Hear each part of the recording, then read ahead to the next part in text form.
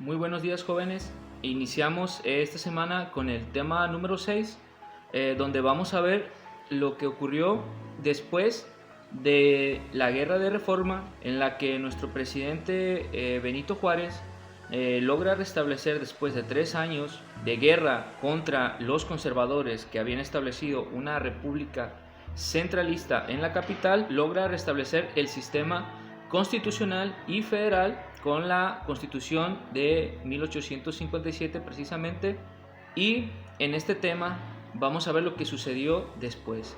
El tema se llama la Segunda Intervención Francesa y el Segundo Imperio, en el que gobierna Maximiliano de Habsburgo, para posteriormente ver lo que se conoce como la Restaurada, cuando por fin Benito Juárez logra derrotar por los conservadores, y los liberales tienen todas las ventajas para hacer las reformas pertinentes y transformar administrativamente a nuestro país. Eso se conoce como la República Restaurada, que posteriormente daría origen al Porfiriato.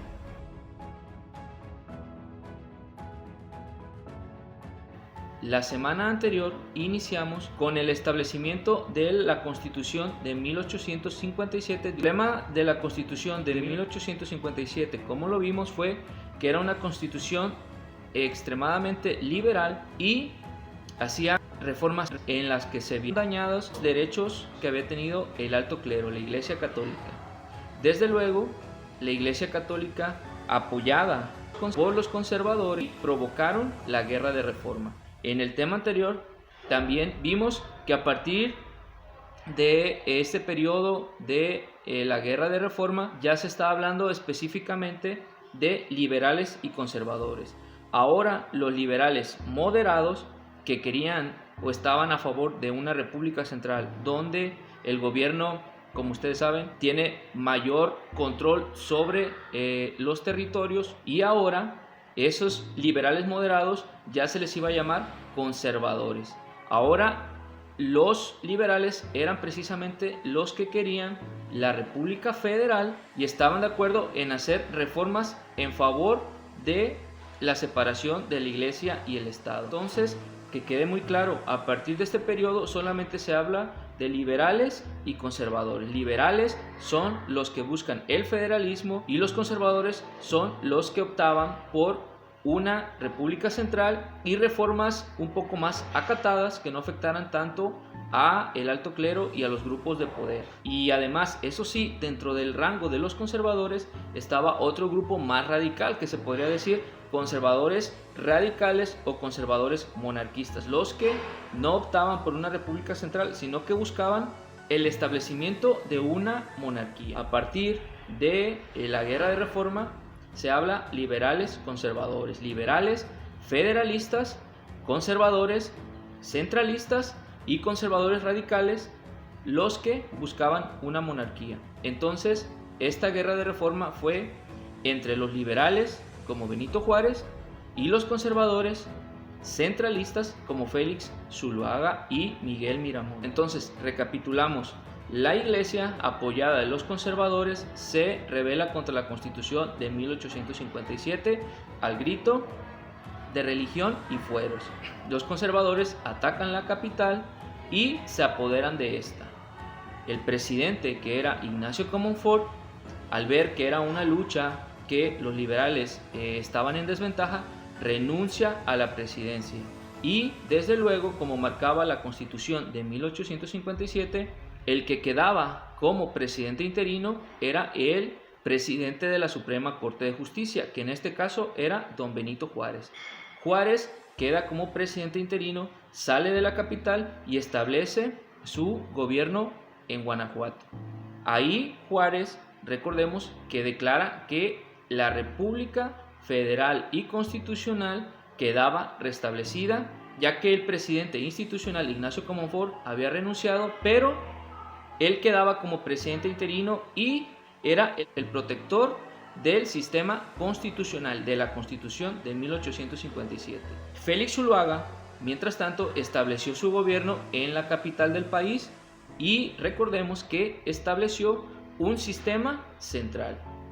Eran conservadores centralistas, no eran conservadores monarquistas. Los conservadores monarquistas van a actuar después de que termine la guerra de reforma o de 3 años, que es el tema que vamos a ver. Entonces, en ese momento tuvimos 2 gobiernos en nuestro país. Un gobierno centralista, conservador en la capital, y un gobierno liberal, constitucional en Guanajuato, que se estuvo moviendo a diferentes estados, y aquí es donde entra el término de república errante, porque el gobierno que ostentaba Benito Juárez pasó a establecerse en diferentes estados. Vimos que Benito Juárez primeramente estableció su gobierno en Guanajuato, después se fue a Guadalajara, donde fue traicionado por la guarnición de esa ciudad, que se pasó al bando de los conservadores, pero fue salvado por Guillermo Prieto. Recordemos que con su elocuencia, su facilidad para hablar, convenció a esos que se habían pasado al bando de los conservadores de la importancia que tenía Benito Juárez y del acto tan atroz que iban a hacer si lo mataban en contra de nuestra República Mexicana. Lo dejan libre y Benito Juárez se va a Colima. De Colima pasa a Manzanillo y de ahí zarpa para Panamá, cruza Panamá y se establece en Veracruz. Y ahí en Veracruz iba a luchar lo que quedaba del resto de la guerra. Iba a ser Veracruz su centro de operaciones militares y el centro de gobierno donde se ostentaba todo el poder. Y en este tema que vamos a ver de la segunda intervención francesa, vamos a ver que también esta república errante continúa. Solamente se interrumpió por un periodo más o menos de 2 años y medio, 3 años, y Juárez va a tener que volver a salir a establecer su gobierno en diferentes partes de la república. Y entonces así estaba la situación: Juárez en Veracruz, Félix Zuluaga en la capital y los ejércitos peleando entre sí.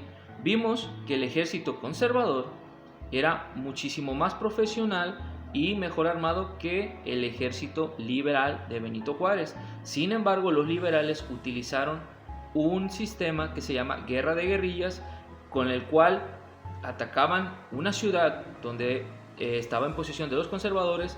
Al verse derrotados, huían, se separaban y se volvían a reintegrar para atacar otra ciudad, o en su caso se volvían a reunir y volvían a atacar la ciudad en la que estaban los conservadores mientras estos iban saliendo y la recuperaban. Entonces esta guerra se volvió una guerra casi interminable, porque ningún ejército quedaba derrotado completamente. A pesar de que los liberales perdían batalla tras batalla, estos no se rendían, se reagrupaban y volvían a atacar. Entonces vimos que no le quedó más a Benito Juárez y a Miguel Miramón, que ya había quitado a Félix Zuluaga. Recordemos que se hizo una rebelión en el lado de los conservadores con el Plan de Navidad y quitaron a Félix Zuluaga y elevaron a la presidencia de la República Central, que estaba en la capital, a Miguel Miramón.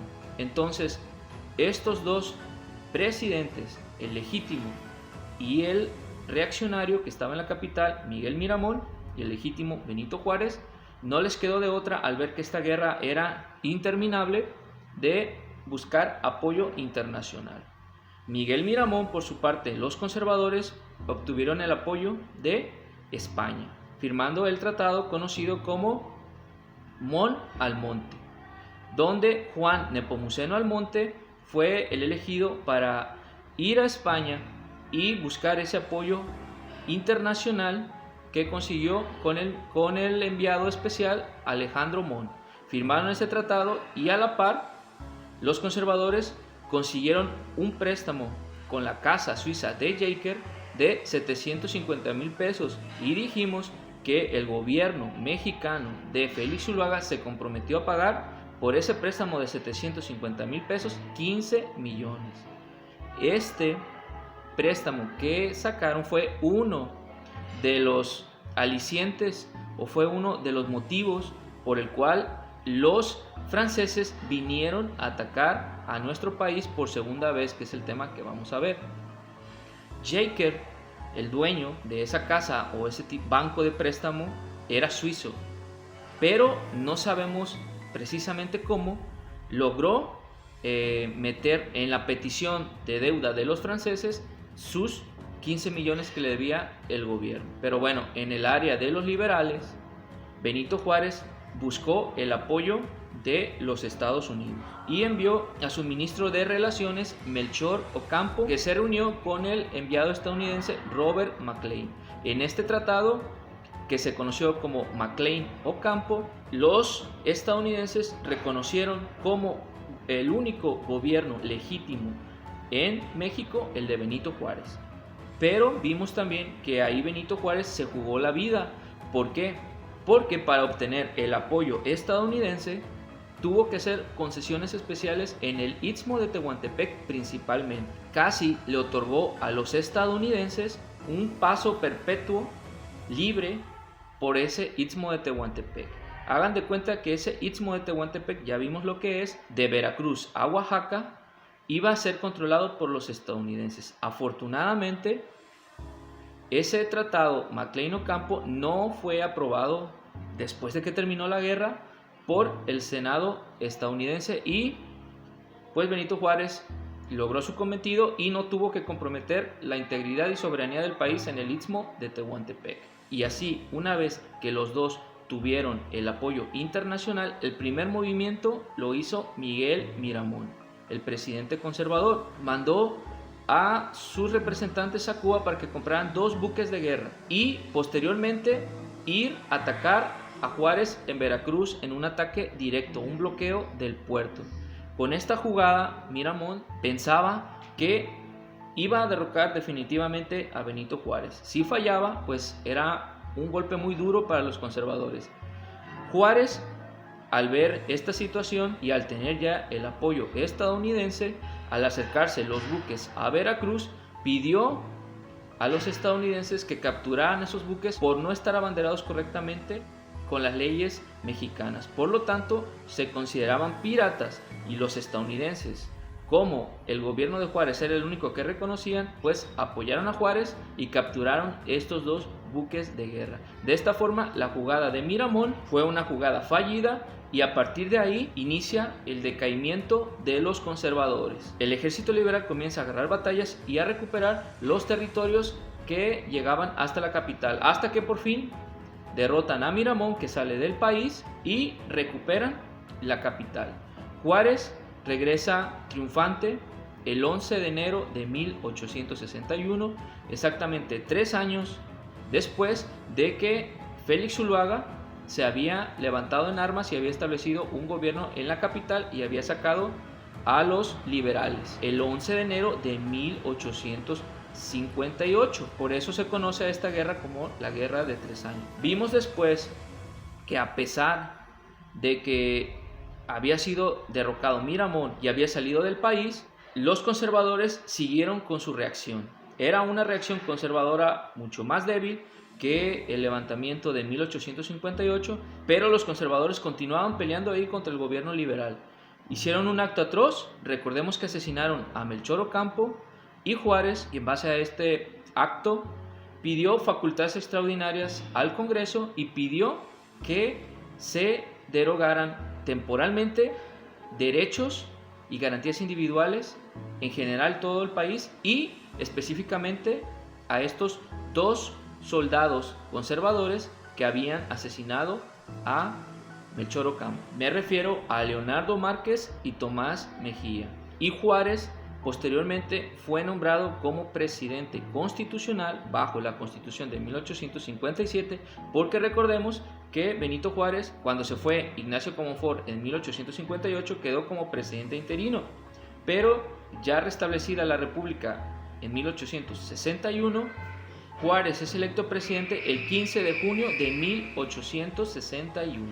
En este tema también vimos que a lo largo de que se desarrolló esta guerra e incluso un poco antes se establecieron lo que se conoce como las leyes de reforma, que realmente fueron el origen de esta guerra que también se conoce como de reforma o de 3 años. Les había dejado de tarea que me redactaran y me acomodaran cronológicamente cada ley y de manera resumida, puntual, me dijeran de qué hablara cada ley. Y bueno, su trabajo debería haber quedado más o menos así. Durante el gobierno de Juan Álvarez, en 1855, se establecieron 2 leyes de reforma: la Ley Juárez y la Ley Lafragua. La Ley Juárez separaba a los tribunales eclesiásticos, militares y civiles. Ahora los eclesiásticos y militares no podían hacer juicios civiles. Eso solamente quedaba específicamente para los juzgados civiles, ¿ok? La Ley Lafragua establecía la ley de libertad de imprenta y de expresión. La Ley Juárez fue establecida el 23 de noviembre de 1855 y la Ley Lafragua fue establecida el 28 de diciembre de 1855. Después pasamos al gobierno de Ignacio Comonfort, donde se promulgaron la Ley Lerdo, la Ley Ocampo y la Ley Iglesias. La Ley Lerdo fue muy importante porque autorizaba al gobierno a vender a las corporaciones civiles y corporaciones eclesiásticas sus propiedades, sobre todo las propiedades rústicas. Con esta ley se establecía que la iglesia no podía tener propiedades, y entonces lo que se estableció es que esas propiedades se tenían que vender a particulares y se iban a pagar o se iban a comprar de acuerdo a lo que pagaban de renta. Es decir, lo que querían era evitar ese monopolio, pero vimos que en cuanto a las corporaciones civiles o comunidades,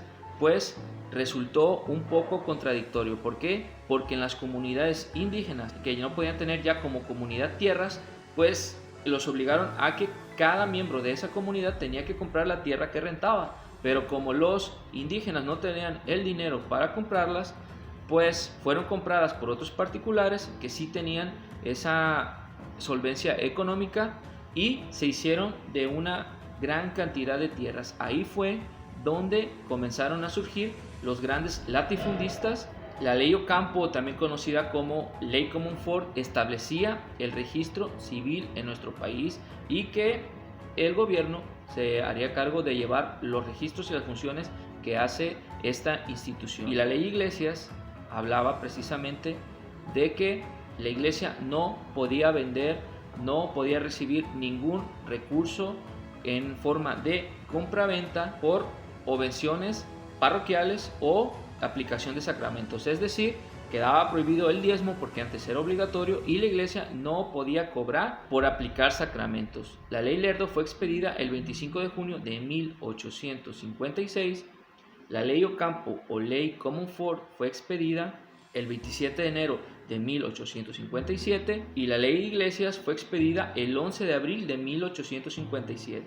Posteriormente pasamos a las leyes de reforma que se establecieron ya durante el gobierno de Benito Juárez, tanto como presidente interino como ya presidente constitucional. La primera fue la Ley de Nacionalización de Bienes Eclesiásticos, que con esta ley el gobierno se autorizaba a sustraer todas las propiedades, nacionalizarlas, hacerlas del gobierno de la iglesia, desde cuadros, desde terrenos, desde casas. Ahora sí, esta ley ya no se enfocaba tanto a fincas rústicas, sino en general a las propiedades que tenía la iglesia, que recordemos que eran bastantes. Después se estableció la ley del matrimonio civil, que regulaba el matrimonio como un acto civil y no tanto un acto religioso. Después la ley orgánica del registro civil, que reforzaba la ley Ocampo o Ley Comonfort, en la que el gobierno se hacía cargo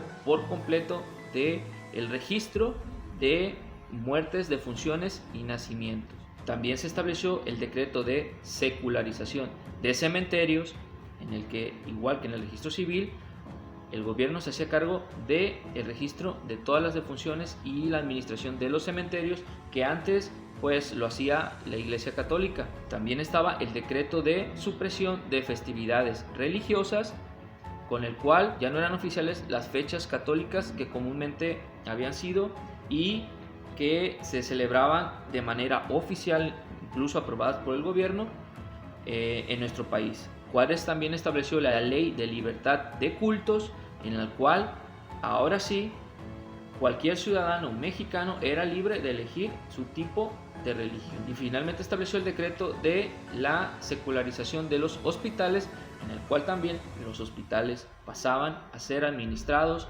por el gobierno de la República. Y la ley de nacionalización de bienes eclesiásticos se promulgó el 12 de julio de 1859. La ley del matrimonio civil se promulgó el 23 de julio de 1859. La ley orgánica del registro civil se promulgó el 28 de julio de 1859. El decreto de secularización de cementerios se promulgó el 31 de julio de 1859. El decreto de supresión de festividades religiosas se promulgó el 11 de agosto de 1859. La ley sobre la libertad de culto se promulgó el 4 de diciembre de 1860 y el decreto de la secularización de hospitales se promulgó el 16 de febrero de 1861. Y estas son las principales leyes de reforma que se establecieron en nuestro país en el tiempo de Benito Juárez y que dieron origen a la Guerra de Reforma o Guerra de 3 años que ya revisamos. Entonces ahora sí pasaremos al tema 6, donde vamos a ver qué es lo que pasó después de que Juárez toma el poder, las acciones que realizó y cómo estas acciones lo llevaron a enfrentar otro conflicto internacional que se conoce como la Segunda Intervención Francesa, que detonaría o terminaría con la implementación de otro imperio, nuestro segundo imperio en la historia. El primero fue el de Agustín Iturbide en 1822 y veremos también cómo hizo Juárez para luchar, para volver a restablecer el sistema federal y constitucional en nuestro país.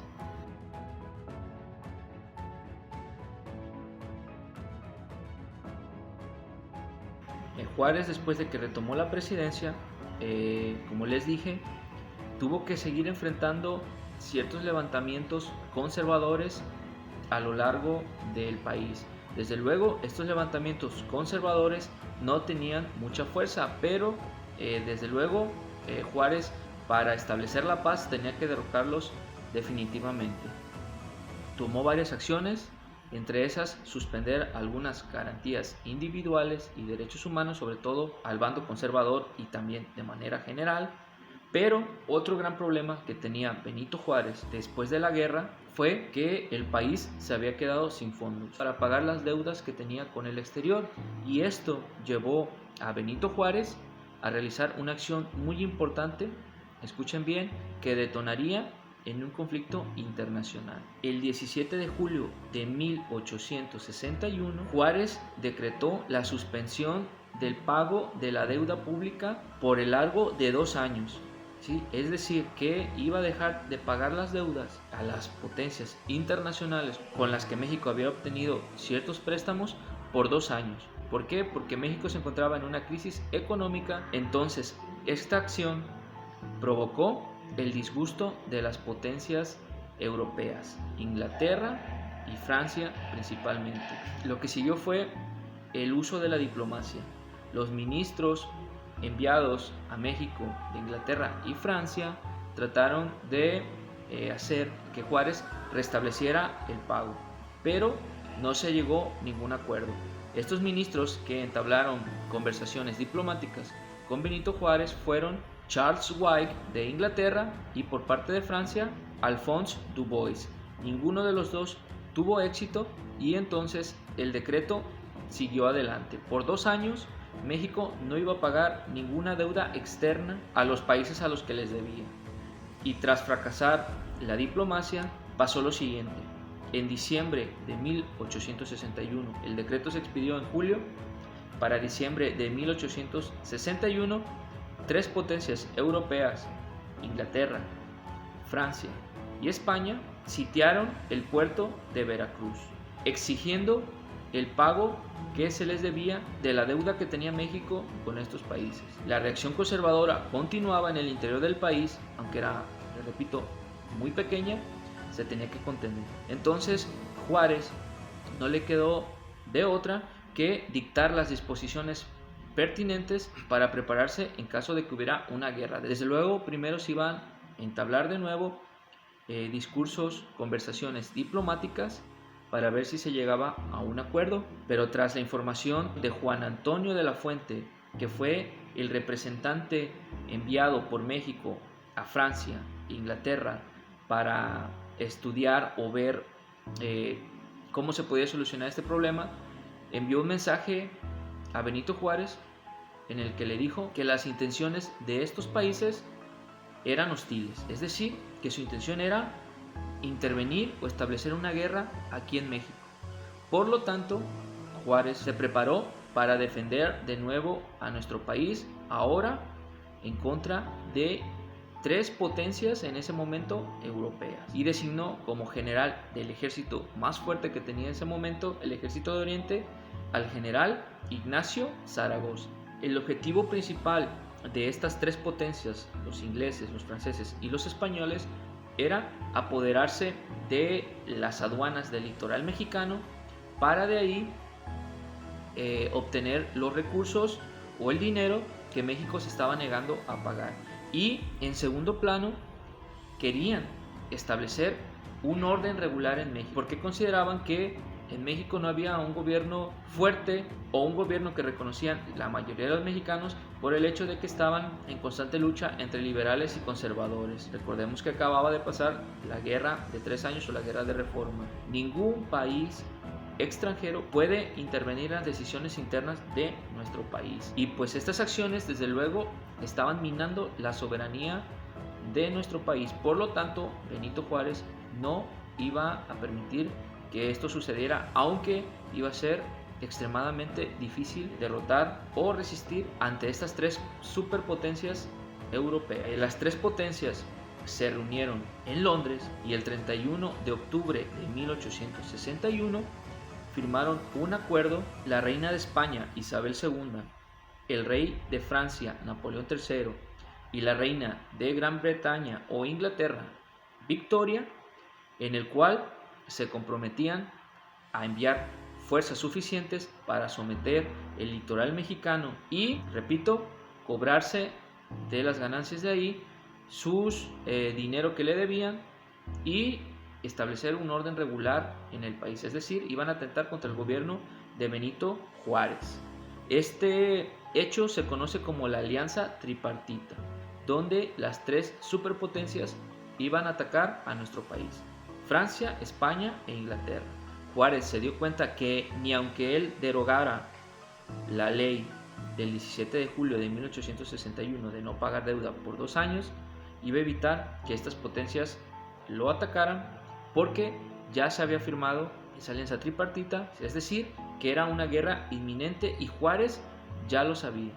Por lo tanto, Benito Juárez, el 29 de noviembre de 1861, realizó una acción muy importante. Decretó una amnistía y perdón de todos los delitos políticos que se hubieran cometido desde diciembre de 1857 hasta la fecha. Es decir, que perdonaba a todos los conservadores para que se unieran al bando liberal o al gobierno de la República y defender la integridad y la soberanía del país ante la invasión extranjera. Desde luego, solamente perdonaba a los mandos medios y bajos. A los altos medios, como por ejemplo al que fungió como presidente de la República, Félix Zuluaga, y Miguel Miramón, a los que firmaron el tratado de Mon Almonte, no quedaban perdonados, pero sí a los bandos medios y bajos, y esto provocó que muchos reaccionarios conservadores se unieran al bando liberal con el objetivo de detener la invasión extranjera. Muchos de estos conservadores y liberales ya habían vivido lo que significa un ataque extranjero en la guerra contra Estados Unidos de 1846 a 1848. Por lo tanto, como les había mencionado en el tema que vimos en la guerra de Estados Unidos, este hecho de que Estados Unidos nos haya derrotado y hubiéramos perdido la mitad de nuestro territorio ayudó para que esta generación de los 60 se uniera más y poder defender de manera más efectiva nuestro territorio nacional. Entonces, muchos conservadores que seguían peleando en contra de Benito Juárez se unían para defender no la Constitución de 1857, pero sí la soberanía de nuestro país. Además de esto, se decretó que el gobierno de la República gobernaría de manera ilimitada o omnímoda, es decir, que no necesitaba de la aprobación del Congreso para celebrar tratados o comprar ciertos pertrechos de guerra con otros países, sino que todo el poder lo ostentaba el presidente y podía tomar decisiones sin consultar al Ejecutivo por la emergencia que había de una guerra contra potencias extranjeras. Es decir, que en este periodo Juárez gobernó de manera ilimitada. La escuadra española se adelantó a los franceses y a los ingleses y llegó al puerto de Veracruz el 8 de diciembre de 1861. Los ingleses llegaron el 6 de enero de 1862 y los franceses el 8 de enero de 1862, estableciendo un bloqueo al puerto de Veracruz y el litoral mexicano del Golfo de México. Al llegar a territorio mexicano, los plenipotenciarios y generales de cada país se reunieron. Por parte de España se encontraba el general Prim, por parte de Francia el almirante Dubois y por parte de Inglaterra Sir Charles Wyke. Anunciaban que venían a atender una mano amiga al pueblo que veía agotar su vitalidad por las guerras civiles y convulsiones perpetuas. Es decir, que venían directamente, ya lo manifestaban, a intervenir en nuestro país, porque veían a un México convulsionado, según ellos, por las guerras internas que habíamos tenido entre liberales y conservadores. Sin embargo, este acto es, desde luego, un hecho que estaba minando nuestra soberanía nacional, nuestra soberanía mexicana. Ninguna potencia extranjera puede intervenir en nuestro país. Posteriormente, los tres representantes plenipotenciarios de España, Inglaterra y Francia enviaron una carta a Benito Juárez en el cual desplegaban la cantidad de dinero y deudas que México contraía con estos países y que esperaban que el gobierno los pagara. Y Juárez les respondió de la siguiente manera: el gobierno republicano se mostraba satisfecho de las benévolas intenciones que tenían las potencias aliadas, pero sin embargo el apoyo de la Fuerza Armada para consolidar al gobierno existente ni para obtener la justicia eran necesarios. Agregaba que como todos los pueblos obedecían al gobierno constitucional, su misión civilizadora carecía de objeto alguno. De esta manera, Juárez les decía de manera diplomática que agradecía sus intenciones de ayudar al país, pero que no eran necesarias porque el gobierno constitucional tenía el apoyo de la mayoría de los pueblos o estados en nuestro país. Y les invitaba a Juárez a reunirse para ver de qué manera se podía satisfacer esas peticiones o deudas económicas que tenía México con estos países, porque México tenía voluntad de hacerlo y además tenía los recursos para satisfacer estas peticiones. Y Benito Juárez envió a su ministro de Relaciones Exteriores, el general Manuel Doblado, a entrevistarse con los representantes de las tres potencias, y se reunieron en Veracruz, y tras realizar una reunión diplomática, el resultado fue que se firmó un acuerdo el 19 de febrero de 1862 que se conoce como las preliminares de la Soledad, en el cual las potencias se comprometían a no intervenir militarmente en nuestro país ni minar la soberanía mexicana, en lo que se llegaba a un acuerdo o ver los mecanismos pertinentes para que se satisfacieran sus deudas económicas que tenía México con estos países, y estos acuerdos de los preliminares de la Soledad se iban a ratificar por el presidente Benito Juárez en abril, con el cual se había acordado que se iban a retirar del puerto las tropas extranjeras. Sin embargo, uno de los países rompió este acuerdo, Francia, porque el 5 de marzo de 1862 llegaron nuevos refuerzos franceses al mando del general Fernando de la Trille, y con estos barcos llegaban unos mexicanos conservadores encabezados por Juan Nepomuceno Almonte, quien ya habíamos visto en el tema anterior que durante la Guerra de Reforma fue el que firmó el Tratado Mon-Almonte, con el que los conservadores de Miguel Miramón obtenían el apoyo de España. Pues ahora Juan Nepomuceno Almonte venía apoyando a los franceses junto con otros conservadores y declararon que venían a cambiar la forma de gobierno y establecer una monarquía. Es decir, que los franceses declararon abiertamente que venían a intervenir en nuestro país. Por lo tanto, los ingleses y los españoles rompieron la alianza tripartita que habían firmado en 1861 en Londres y dispusieron que cada quien haría lo que le conviniera de acuerdo a sus intereses. Los españoles y los ingleses confiaron en el gobierno de Juárez y tras llegar a ciertos acuerdos para el pago de sus deudas se retiraron del país, pero los franceses se quedaron para iniciar lo que se conoce como la Segunda Intervención Francesa.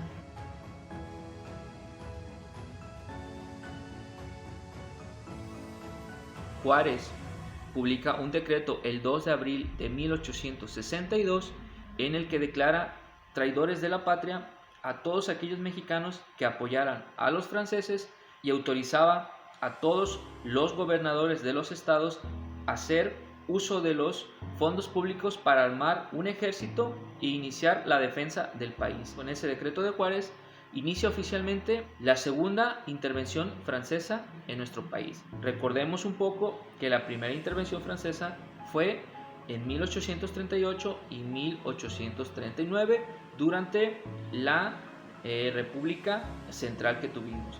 Y en este caso le tocó subsanar este conflicto internacional a Anastasio Bustamante, que también fue conocido como la Guerra de los Pasteles. Ahora, en 1862, los franceses volvían a intervenir en nuestro país, pero la situación iba a ser diferente.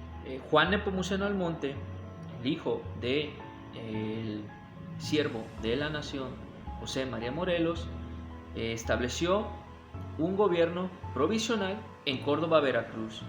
Incluso nombró un gabinete y se declaró él como el jefe supremo de la República.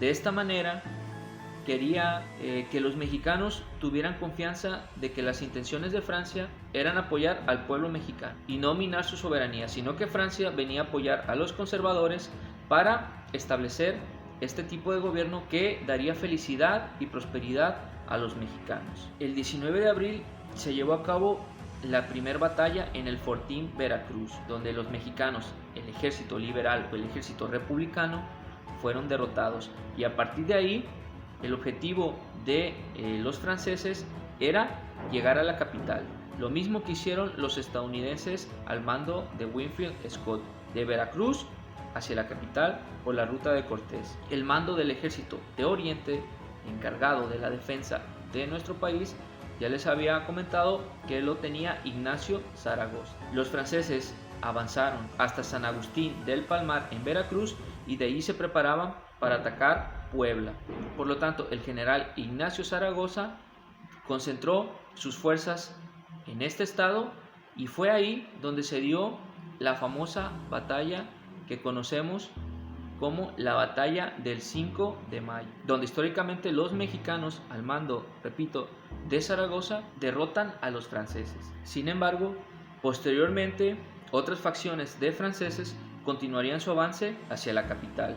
Por ejemplo, Leonardo Márquez, conservador mexicano, que fue uno de los asesinos de Melchor Ocampo, estaba en el bando de los franceses apoyando a Juan Nepomuceno Almonte y derrotó a los mexicanos en la batalla de Barranca Seca en Orizaba. Y también el general González Ortega, que era el vicepresidente de México, fue a combatir y también resultó derrotado por los franceses en la batalla del Cerro del Borrego en Orizaba, Veracruz. Entonces, los franceses continuaron su avance. Por lo tanto, Juárez, ante esta situación, promulgó un decreto el 2 de septiembre de 1862 en el que decía que la población masculina de entre 17 y 70 años debería trabajar un día al menos en la semana en las fortificaciones que se estaban haciendo en Puebla para impedir el avance de los franceses. Un hecho que decantaría hacia dónde se iría la victoria en esta guerra fue la muerte de Ignacio Zaragoza. Muere a la edad de 33 años de una bacteria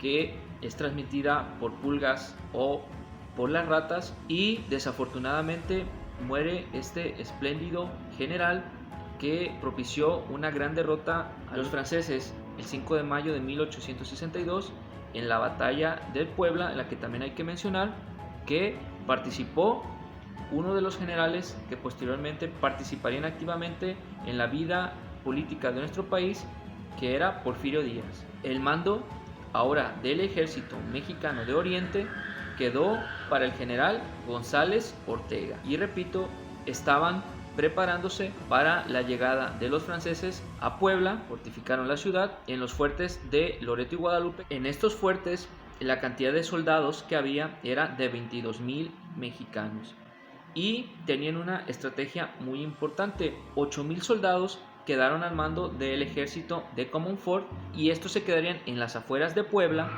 para flanquear a los franceses y también estar introduciendo alimentos y municiones para los soldados que estaban sitiados en Puebla. Sin embargo, esto no fue así. El 16 de marzo de 1863 inició el ataque a Puebla. Desafortunadamente, después de 72 días, los mexicanos fueron derrotados. ¿Por qué? Porque el plan que tenían de introducir víveres y municiones por el ejército de Comonfort no se llevó a cabo, ya que estos fueron derrotados en una batalla que se dio en San Lorenzo el 6 y 7 de mayo de 1863. Por lo tanto, el general González Ortega tuvo que capitular, rendirse, y entregó la plaza en Puebla el 17 de mayo de 1863. Al caer el sitio de Puebla, Benito Juárez sabía que la capital iba a ser ocupada, y por lo tanto se retira de la capital junto con sus ministros y establece su gobierno en San Luis Potosí. Finalmente, el 10 de junio de 1863, los franceses se apoderaban de la capital, e inmediatamente el mariscal francés Frédéric Forey estableció un gobierno de 3 personas y una junta de notables que establecerían o dictarían el nuevo sistema de gobierno que se establecería en México. Establecieron las siguientes disposiciones. Número 1, que se establecería un tipo de gobierno monárquico, hereditario, con un príncipe extranjero. Número 2, que el soberano tendría el título de emperador de México. Número 3, que la corona se ofrecería al archiduque de Austria, Fernando Maximiliano de Habsburgo, y a sus descendientes, y que en el caso de que Maximiliano no aceptara, el gobierno francés indicaría que otro príncipe o noble iría a gobernar nuestro país. Así, en mediados de 1863 se decretaba que se establecía una monarquía en nuestro país. Mientras tanto, Benito Juárez estaría moviendo su gobierno republicano, federal, constitucional a lo largo de diferentes estados de la República, luchando contra este gobierno monárquico protegido por los franceses. Es decir, una hazaña muy difícil. Pero vamos a ver lo que sucedió. Se nombraron a 10 personas para ir a hablar con el archiduque Maximiliano de Habsburgo para ofrecerle la corona de México. Estas 10 personas estaban encabezadas por el conservador Gutiérrez Estrada, este que ya habíamos visto previamente, el cual antes de que iniciara la guerra contra los Estados Unidos en 1846, cuando estaba el centralismo y no sabían si el federalismo era la solución para defender nuestro país, este Gutiérrez Estrada fue el que propuso que se estableciera una monarquía con España para que defendieran nuestro territorio. Desde luego fue expulsado del país porque los mexicanos no estaba en sus sentimientos y en sus ideales ser gobernado por otro país. Por eso se había dado la revolución de independencia que había costado tanto y no volvería a pasar. Sin embargo, aquí en 1863 Gutiérrez Estrada cumplía su cometido y representaba a las 10 personas que convencerían a Maximiliano de Habsburgo de tomar el trono del nuevo imperio mexicano. Mientras tanto, Benito Juárez, recordemos, estaba en San Luis Potosí, mandaba cartas a todos los estados en el que les informaba que el gobierno seguiría peleando, derrotarían a los franceses y que quedaba establecido el gobierno republicano en San Luis Potosí. Otro hecho importante fue que a finales de julio de 1863 regresó el general Miguel Miramón, este conservador que había salido fuera del país tras haber sido derrotado por Juárez en la Guerra de Reforma. Recordemos que Miramón fue el segundo presidente de esta república centralista que establecieron los conservadores en la capital tras quitar a Félix Zuluaga. Miramón regresaba ya que el país estaba ahora dominado por los franceses y por los conservadores y se había establecido una monarquía. Al mismo tiempo, el rey de Francia, Napoleón III, pidió a Frédéric Fauré que regresara a Francia y dejó al cargo del ejército francés en México al general Bazaine. Y este general Bazaine iba a ser el encargado de, a partir de noviembre de 1863, iniciar la expedición hacia el interior del país para someter a los republicanos liberales que todavía estaban dispersados a lo largo de los distintos estados. Y así lo hizo, y varias ciudades, varios estados fueron cayendo en posesión de las fuerzas francesas, que ascendían hasta 47,000 hombres. Por lo tanto, el presidente Benito Juárez se dio cuenta de que sus defensas republicanas no resistirían el ataque de los franceses.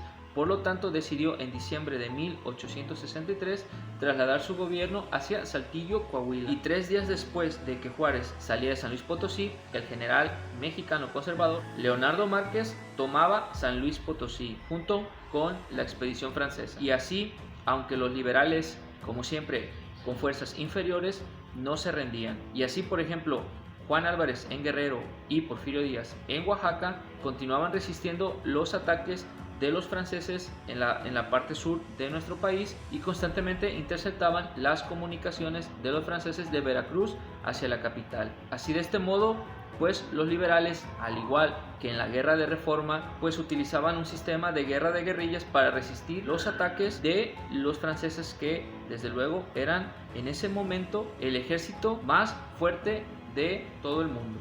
Así pues, los franceses en enero de 1864 ocuparon Guadalajara y al mes siguiente ocuparon Aguascalientes y Zacatecas. Esto significaba que al tener a su disposición Guadalajara, Zacatecas, Aguascalientes, Michoacán, Veracruz, se apoderaban de todos los elementos de riqueza del país, dejando a Benito Juárez sin recursos para actuar en contra de los franceses.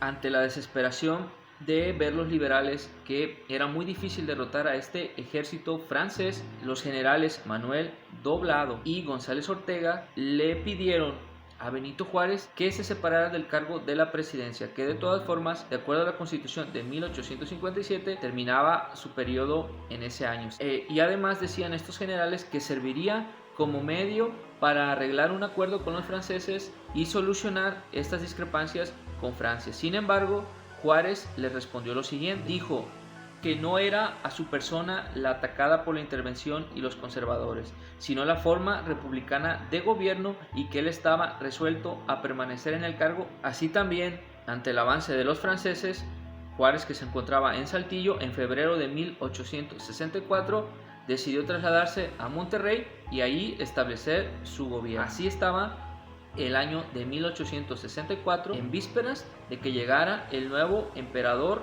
de México, Maximiliano, y su esposa Carlota.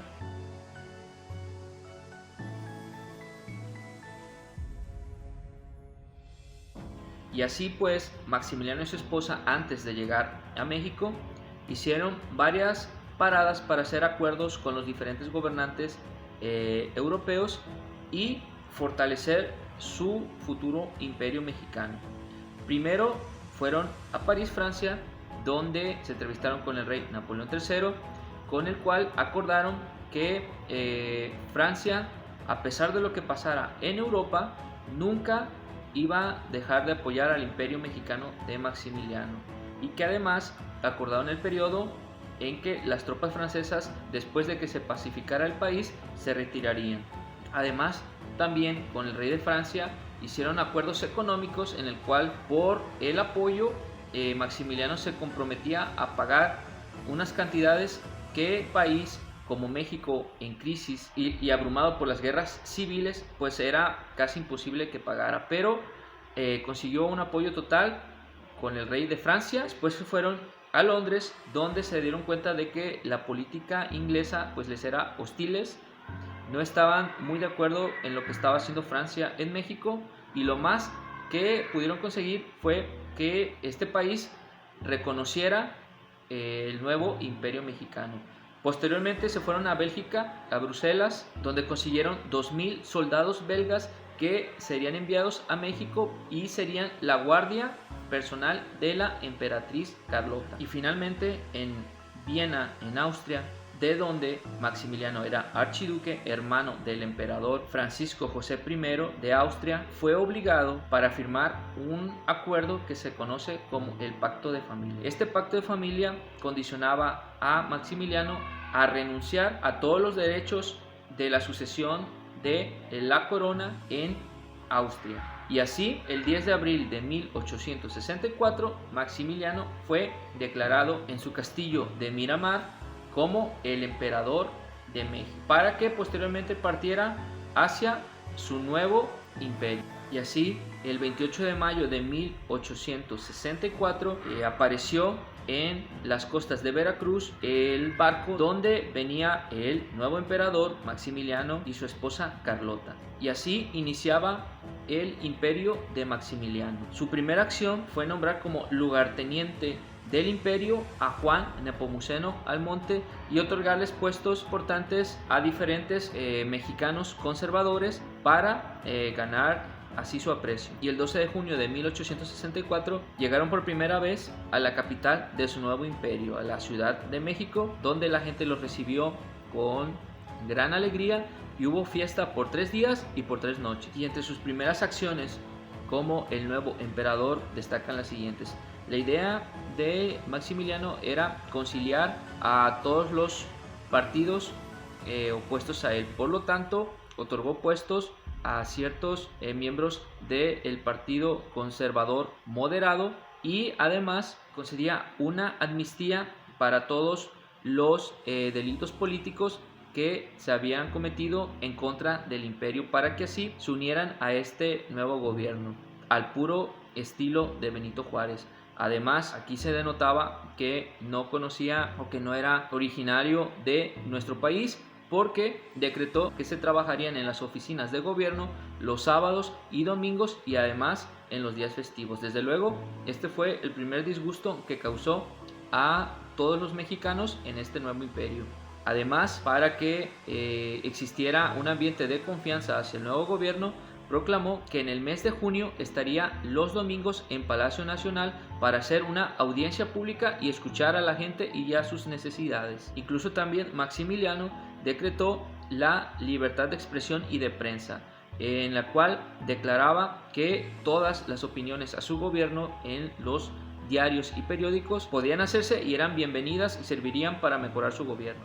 Y después de 2 meses de estar en la capital sin prácticamente haber armado todavía un ministerio, decidió emprender una excursión hacia diferentes estados del imperio, con la idea principal de Maximiliano era dar a entender a los mercados financieros internacionales de que México estaba pacificado y de que podían venir a invertir en nuestro país, para de esta manera obtener recursos. En su ausencia de la capital, pues la emperatriz Carlota se quedó como la regenta. Y otra acción muy importante que realizó Maximiliano para tratar de unificar a los partidarios de los liberales y de Benito Juárez y a los conservadores y los monarquistas fue sacar a el general Miramón del país, a Miguel Miramón, porque desde luego los liberales tenían un odio directo hacia este personaje por lo sucedido en la guerra de Reforma. Entonces, con el pretexto de que se fuera a estudiar las artes militares de la guerra, pues Maximiliano lo envió a Francia el 8 de noviembre de 1864. Un poco antes de eso, Juárez había decidido mover su gobierno de Monterrey hacia un lugar conocido como El Paso Norte en Chihuahua, al que posteriormente sería conocido como Ciudad Juárez. ¿Sí? Esto sucedió el 12 de octubre de 1864. Aquí Juárez pensó muy bien porque tendría contacto directo con el vecino del norte, Estados Unidos, que todavía no aparece en esta historia, vamos a ver por qué, pero que estaba a punto de entrar en este conflicto. En cuanto a la relación del imperio de Maximiliano con la iglesia, pues la iglesia trató de volver a obtener todos sus beneficios que había perdido con el gobierno de Benito Juárez y la implementación de las leyes de reforma. El Papa envió a un representante, el nuncio apostólico Pedro Francisco Meglia, en el cual el emperador Maximiliano pues ponía todas sus esperanzas para resolver este conflicto de la iglesia y el gobierno. Sin embargo, las solicitudes de este enviado del Papa fue revocar todas las leyes de reforma de Benito Juárez, y al final de cuentas Maximiliano no pudo llegar a un acuerdo y prácticamente respetó todas las leyes de reforma. Es decir, que la ideología y forma de pensar de Maximiliano no se alejaba mucho de la de Benito Juárez. También tenía un pensamiento liberal, progresista, separación iglesia y Estado, y al final pues la iglesia y el gobierno mexicano pues no pudieron restablecer las relaciones adecuadas. Pero esto nos da a entender que pues Maximiliano no era un conservador como tal. El gran problema de Maximiliano es que llegó a invadir un país a la fuerza al que no pertenecía. ¿Sí? Sus ideales eran hasta cierto punto parecidos a los liberales, pero no se podía aceptar en México, que es lo que nunca entendió Maximiliano, que un país extranjero viniera a imponer un gobierno, y eso fue lo que lo llevaría al final a caer derrotado. En cuanto al aspecto económico, el imperio de Maximiliano pues no le fue muy bien. El emperador Maximiliano había conseguido en su visita a Francia con el rey Napoleón III un préstamo de 200 millones de francos, el cual para 1865 ya se había terminado. Contrataron un nuevo empréstito con Francia de 250 millones de francos, pero con los intereses solamente el gobierno mexicano o imperial recibió 70 millones de francos. Por lo tanto, la deuda del imperio mexicano con Francia ascendía ya aproximadamente a 500 millones de francos. Y así estaba la situación económica apremiante del imperio de Maximiliano, que para 1866 esos 70 millones de francos pues prácticamente ya se habían agotado. El 10 de abril de 1865, para celebrar el primer año de su gobierno imperial, Maximiliano promulgó lo que sería su documento jurídico que regiría el imperio como su constitución, y este fue el Estatuto Provisional del Imperio, con el cual oficialmente dotaba de marco jurídico a este tipo de gobierno monárquico. Y con este estatuto el país quedaba dividido en 50 departamentos, cada departamento dividido en distritos y cada distrito en municipalidades. Desde luego, los gobernantes de cada departamento, de cada distrito y de cada municipalidad iban a ser nombrados por el emperador Maximiliano. Maximiliano decidió poner fin de una vez por todas a la resistencia republicana y de Benito Juárez y atacó Chihuahua el 25 de marzo de 1865. Se apoderaron de la ciudad y fue entonces cuando Benito Juárez pues se tuvo que trasladar hacia el Paso Norte, hoy Ciudad Juárez, en la frontera con Estados Unidos. Con esa acción, los franceses imperialistas consideraron que Juárez había quedado derrotado porque ya estaba prácticamente fuera del país, o lo consideraron fuera del país.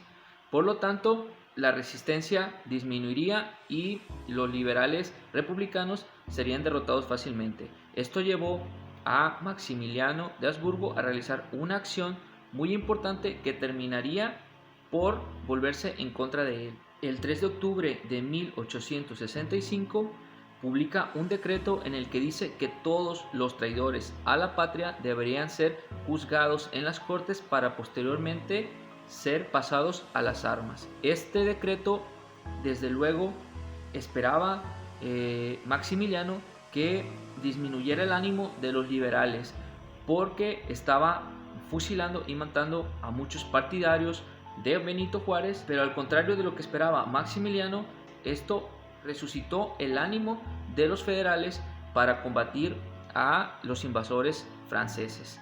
Por lo tanto, este decreto, que derramó mucha sangre mexicana, pues ayudó para que los liberales se reanimaran y se organizaran con más fuerza para, ahora sí, derrocar a Maximiliano. Y precisamente la caída del imperio de Maximiliano comienza a decatarse. ¿Por qué? Porque entra en escena un actor muy importante, los Estados Unidos. Como habíamos visto, los estadounidenses pues reconocían el gobierno de Juárez como el gobierno legítimo en nuestro país, y eso había quedado constatado durante la Guerra de Reforma, cuando se firmó el Tratado McLean-Ocampo. Sin embargo, ¿por qué Estados Unidos no participó y apoyó a México contra la intervención francesa y posteriormente con el establecimiento del imperio de Maximiliano? Porque Estados Unidos estaba inmerso en su propia guerra civil, la guerra de secesión, cuando se enfrentaron el norte y el sur.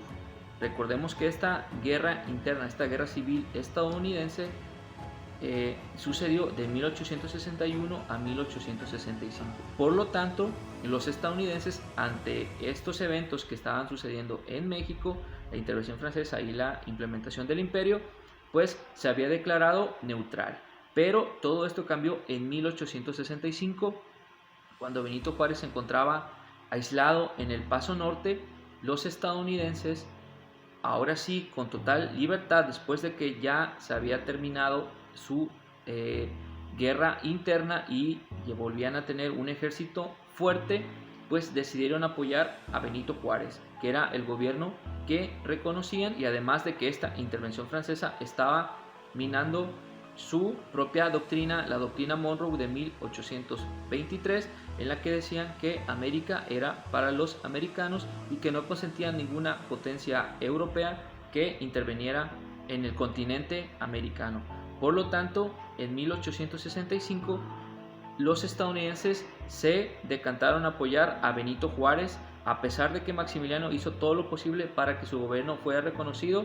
El presidente de Estados Unidos, Andrew Jackson, decidió apoyar a Benito Juárez y entabló relaciones diplomáticas con Francia, en el cual, en resumen, explicaba que los estadounidenses deseaban mantener relaciones de paz y armonía con Francia, como había sido hasta el momento, pero que si no cesaban de la intervención armada que habían hecho en México, pues los estadounidenses tendrían que actuar y participar. El rey Napoleón III de Francia respondió que ya se había decretado que los franceses retirarían sus tropas a partir de 1866, y por lo tanto, sin el apoyo de las tropas francesas, Maximiliano de Habsburgo quedaría totalmente debilitado, y por ende todos veían su caída inminente, y así lo comprobaron varios comisionados mexicanos que fueron a París a tratar de persuadir al rey Napoleón III de que siguiera apoyando al imperio mexicano y dejara a las tropas francesas.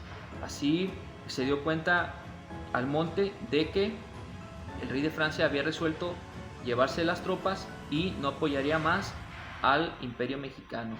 Por lo tanto, la caída de Maximiliano pues se aproximaba. Tal era la situación apremiante de Maximiliano que el 8 de julio de 1866 la emperatriz Carlota partió a París para pedir el apoyo de el rey Napoleón III, como habían acordado, a Maximiliano.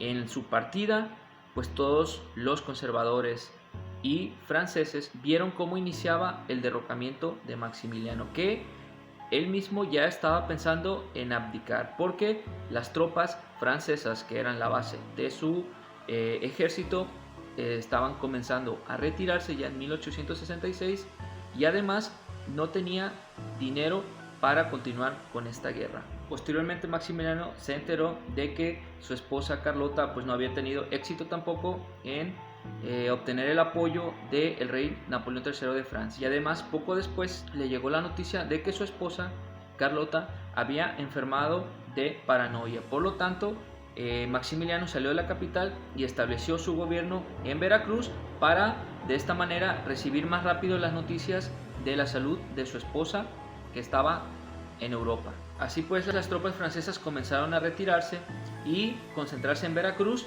para salir hacia Francia. Y estas tropas iban a terminar de salir en enero de 1867. A medida que las tropas iban retirando de los diferentes estados, iban siendo ocupados por las tropas de Benito Juárez, los republicanos. Así, de este modo, el 21 de octubre de 1866 llegó un enviado del rey Napoleón III de Francia, en el que le solicitaba y le recomendaba a Maximiliano de Habsburgo abdicar la corona. Sin embargo, Maximiliano, fomentado y aconsejado por sus ministros, decidió no abdicar, y el 30 de noviembre de 1866 mandó una carta a todos sus ministros y consejeros con la decisión de que no iba a abdicar al trono mexicano. Así también el general Miguel Miramón, que había sido enviado a Francia, recordemos, por Maximiliano, regresa a Veracruz y junto con Leandro Márquez se entrevistan en Orizaba, donde estaba Maximiliano, y le aconsejan también no abdicar y le ofrecen sostenerlo en el trono.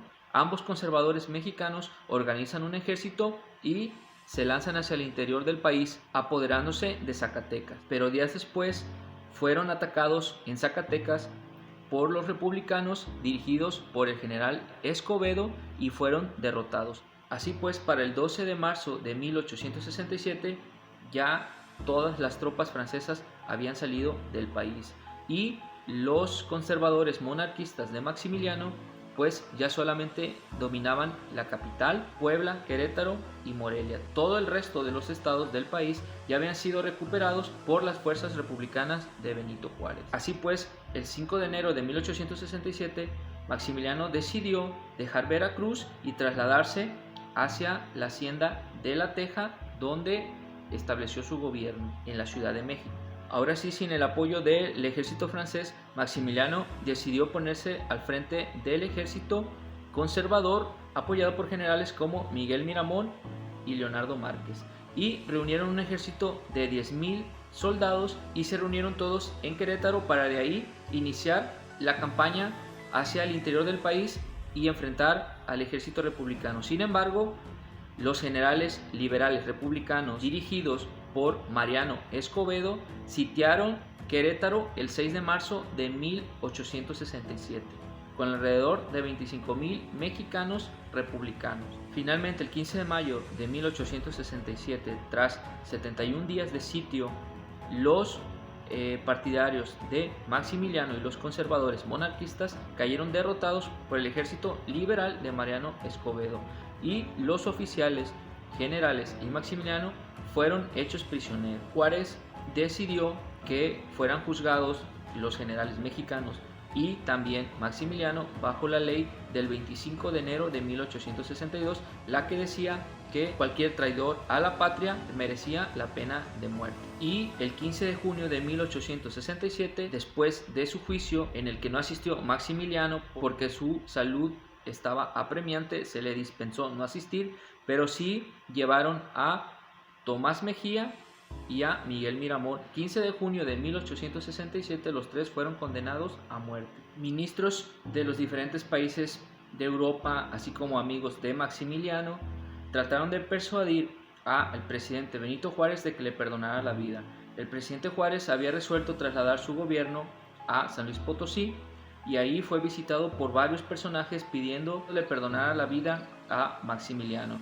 Y Benito Juárez le respondió de la siguiente manera: no soy yo el que la toma, es el pueblo y es la ley, y si yo no cumpliese su voluntad, la tomaría el pueblo y además la mía. Así de determinante, Juárez, a pesar de las presiones internacionales, decidió que Maximiliano, junto con los conservadores traidores a la patria, deberían ser fusilados. La ejecución de Maximiliano, Miguel Miramón y Tomás Mejía se dio el 19 de junio de 1867 en el Cerro de las Campanas.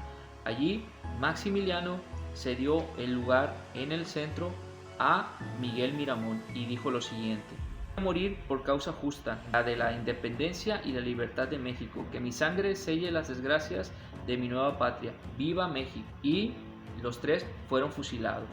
Ese mismo día, Leonardo Márquez, el otro general conservador que todavía resistía en la Ciudad de México, huyó de la Ciudad de México y entregó el mando al general Ramón Tavera. Y este rindió la plaza ante el general Porfirio Díaz el 21 de junio de 1867. Y después, el 15 de julio de 1867, Benito Juárez regresa a la capital y restablece el gobierno constitucional y republicano bajo la Constitución de 1857. Y estos jóvenes fue la segunda intervención francesa y el segundo imperio. Y esto sería todo por el tema de esta semana. En el siguiente tema vamos a ver lo que sucedió después de estos acontecimientos, cuando por fin Juárez establece su República Federal, que se conoce como la República Federal Restaurada, y sin una mayor ya competencia o presión de los conservadores, realiza una revolución administrativa